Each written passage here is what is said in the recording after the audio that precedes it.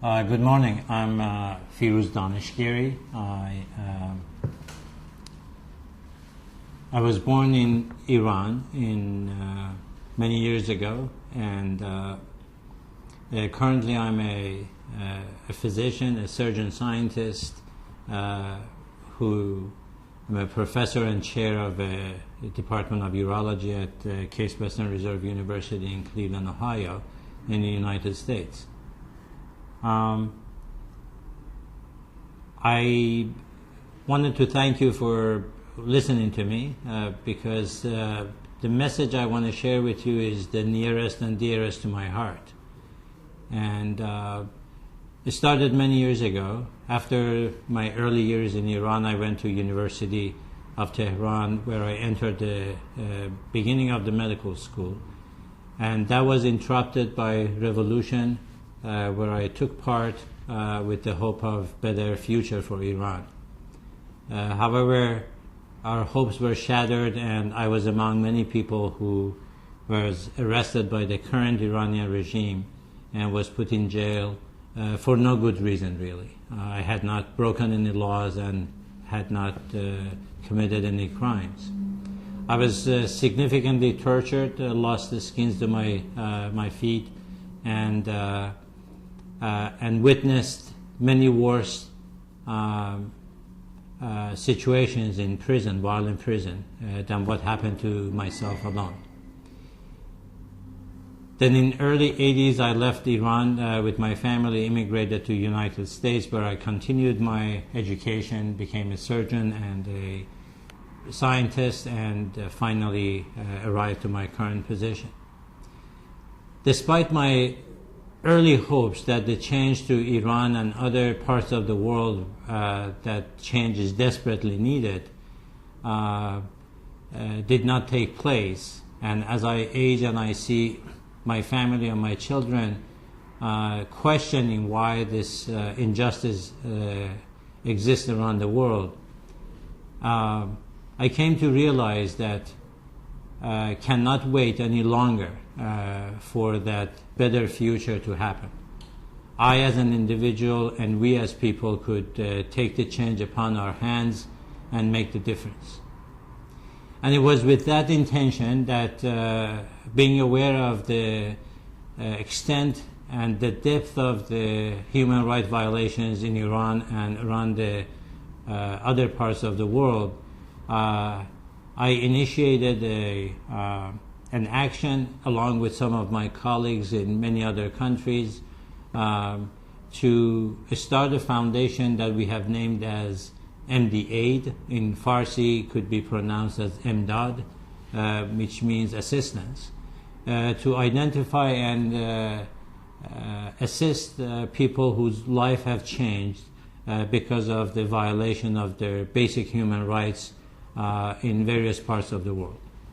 Of course, my interest and my most initial motivation was to help with people who were the victim of human rights violation by the Iranian regime. And as you may know, the breadth and depth of this violation currently continues. There are many public hangings. There are thousands of people live in prison, and people try to escape those living conditions. But I realized through a formation of the foundation in countries such as US, in Canada, Australia, Belgium, Italy, we as individuals, as citizens of those countries, could help those people who have been the victim of the human rights violation. They have escaped the original countries and now are in the desperate need for assistance. So the MD Foundation has branches in these countries that I named.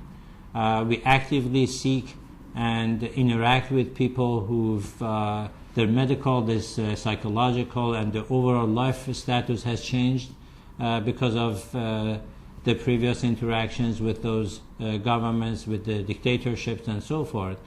And we try to get assistance and help to this individual one at a time.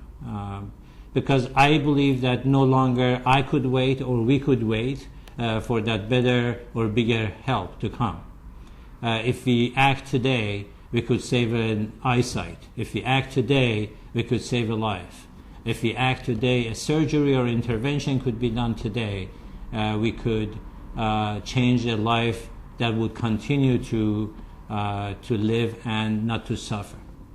And it is with that understanding that I'm here to thank you first for listening to this introduction and then asking you for your help. The MD Foundation, again, lives and functions in many countries, in the US, in Canada, in Australia, in Italy, in Belgium, in Sweden. And we can be reached by a simple phone call or a connection through other means. And we can connect you with some of the victims of these human rights. And I'm hoping within the next few minutes you will witness some of these individuals and you can identify the help that you can bring about to make a small difference in the life of these people. My living abouts and where I am is a public information, so therefore you can reach me out at any time, at anywhere. However, I would request that you be respectful of the privacy of some of these individuals. Their facts speak for themselves. What changes in their life has come about from their previous interactions with these violators of the human rights, and you connect that with your ability in how you can make a difference now. And I'll be happy to answer any questions any of you may have, and I'm going to introduce you to some of these victims within the next few minutes. Thank you.